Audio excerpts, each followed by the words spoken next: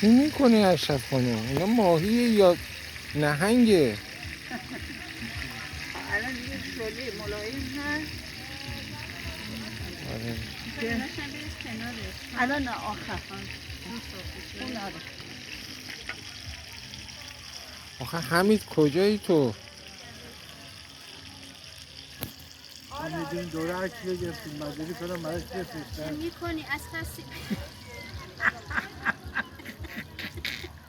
کمالت عشق رضا، کمالت بیلت هم عشق. ما دیگه دنبال دشمن نباید بگردیم، دشمن داخلیه. آقا رضا جان شهر بده اینجا کجاست؟ اینجا کیاشهر، بندر کیاشهر، آه. پارک جنگلی. حتی اینجا حمید رشدی هم اومده یه شب پشه نیشش زده.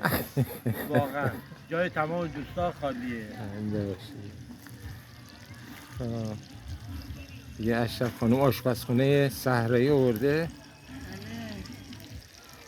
اینا چیه؟ اینا شهر بده اینا. اینا اشبالوده است. اشورده. آره.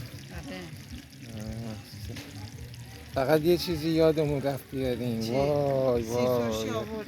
نه آبشنگولی؟ نه آبشنگولی نه آبنار. آبنار. آبنار یادمون رفت بیاریم.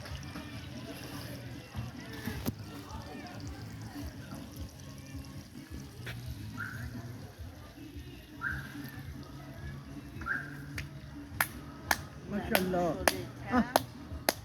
عشی جان ببین رقص سمایه ببین.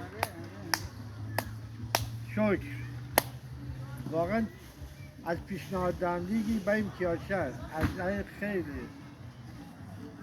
هم لب دریا خوب بود هم اینجا.